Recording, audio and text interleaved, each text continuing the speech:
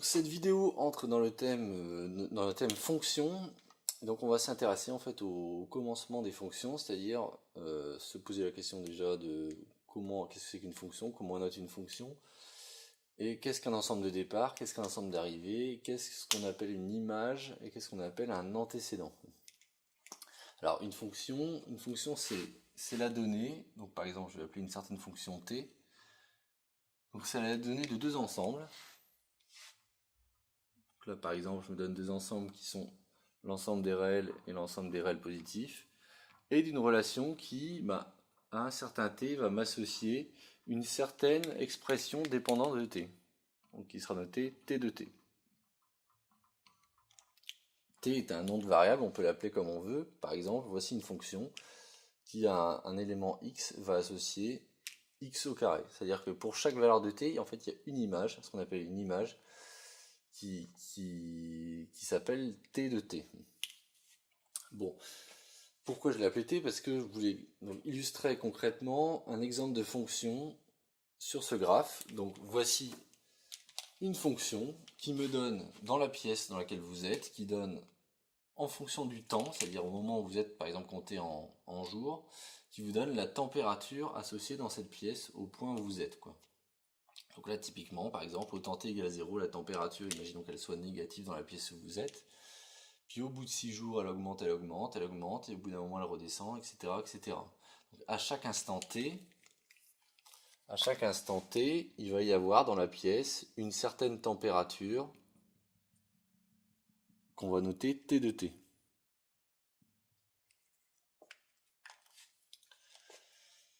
Et donc ça va nous permettre, comme à chaque instant T on a une image T de T, ça va nous permettre de tracer en fait la représentation en fonction du temps de justement ces images, ce qu'on va appeler les images. Les images, donc de petit t par la fonction grand T. Alors qu'est-ce qu'on appelle ensemble de départ de la fonction? L'ensemble de départ, c'est l'ensemble des valeurs initiales qu'on prend et à laquelle on applique la fonction. Donc là typiquement, c'est ce que j'ai représenté en fait en rouge sur mon axe, ça correspond au ensemble de départ, ça va être grand R. Donc ça c'est mon ensemble de départ.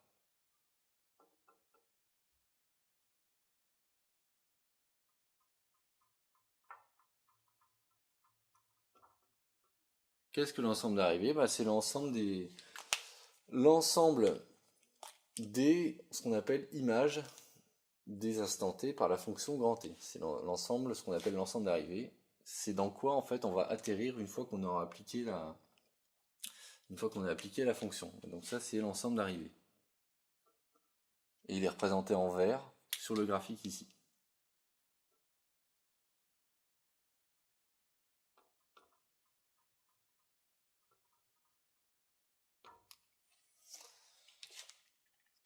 Voilà, donc ça c'est pour les éléments de langage, ensemble de départ, ensemble d'arrivée. Qu'est-ce qu'une image et qu'est-ce qu'un antécédent maintenant? Donc l'image, j'ai commencé déjà à l'évoquer. Je vais le représenter en fait sous forme de tableau. Donc là je me donne une colonne donnant les instants t du temps et une colonne donnant les températures t de t.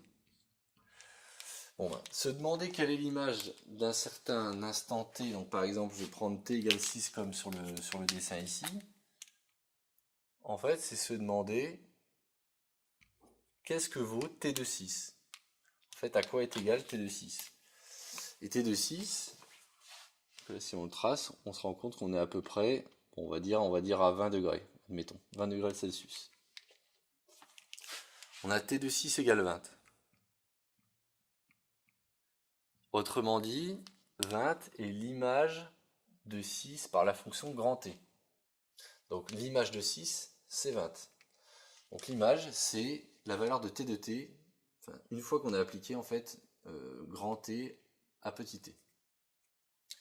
Qu'est-ce qu'un antécédent? Un antécédent, c'est la démarche inverse, c'est-à-dire on va se donner un élément dans l'ensemble d'arrivée cette fois-ci. Donc par exemple, prenons 15. Et on va se poser la question inverse. C'est pas de se dire qu'est-ce que l'image de 15 par la fonction, mais à qui peut-on appliquer la fonction pour que ça arrive sur 15 en fait. Donc la question c'est plus qui la fonction va envoyer sur 15. Donc il faut noter une chose importante, c'est que pour une fonction, à un instant t donné, on a une unique image. C'est-à-dire, j'ai une unique image nécessairement, sinon c'est pas une fonction. Tandis qu'on peut avoir éventuellement plusieurs antécédents, comme on va le montrer sur la figure ci-contre. Donc si je prends 15 degrés, en fait je remarque que je coupe la courbe plusieurs fois. En fait, il y a deux instants t auxquels la température dans la pièce sera bien égale à 15. Donc par exemple, là on est à peu près à t égale 4 jours. Et là on va dire qu'on est à peu près à t est égal à 10 jours.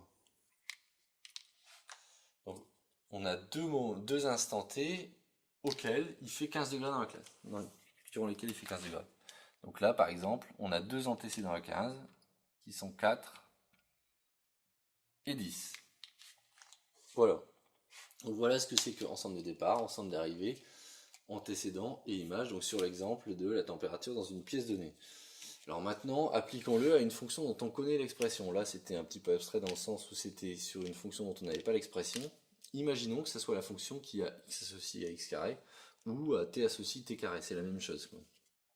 Cette fonction partant de R, arrivant dans R+. Donc faisons un petit dessin et représentons cette fonction x donne x carré. Donc là, je note cette fois-ci la variable x, donc on pourrait l'appeler comme on veut, encore une fois. Qu'est-ce que le motif de la fonction x donne x carré? X donne x carré, c'est une parabole de tangente horizontale en 0 qui tend vers plus l'infini, en plus l'infini et en moins l'infini. C'est une fonction qui est paire, c'est-à-dire qui est symétrique par rapport à l'axe des ordonnées. Voilà ce que c'est que x donne x carré.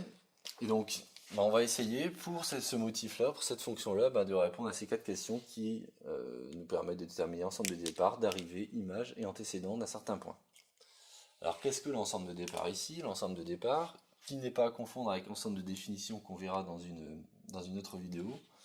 Donc l'ensemble de départ, c'est l'ensemble duquel on part, c'est-à-dire R.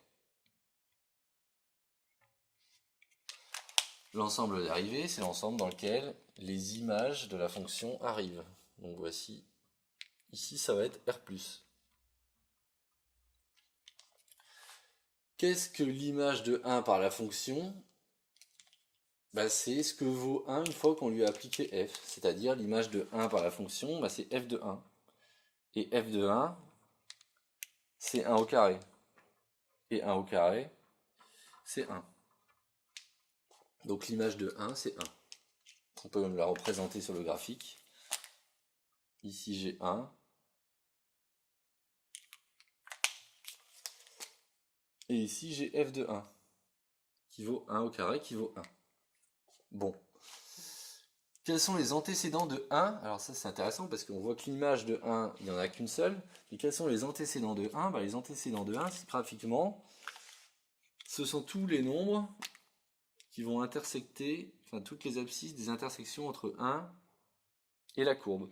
Et donc il y avait non seulement 1 qu'on vient de déterminer, mais il y en a aussi un autre. Et ce nombre-là ici, ça va être moins 1.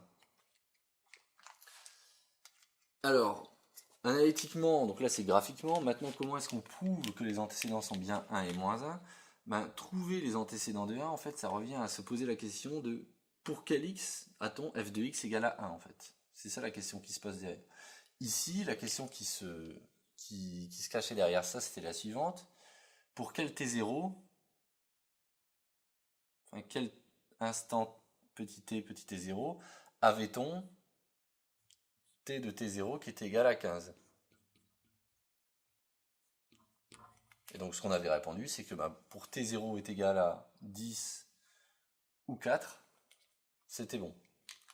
Là la question elle est similaire, sauf que mon grand T cette fois-ci c'est mon petit f, mon petit t0 ça va être mon x, et donc la question ça va être pour quel x a-t-on f de x valant 1? Donc f de x qui vaut 1, c'est la même chose que d'écrire x carré égale à 1.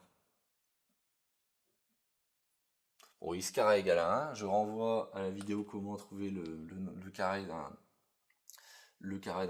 réel, comment résoudre une équation algébrique d'ordre 2 de type x carré égale a, où a est un nombre positif. Ça revient exactement à dire que x est égal à soit 1, soit moins 1.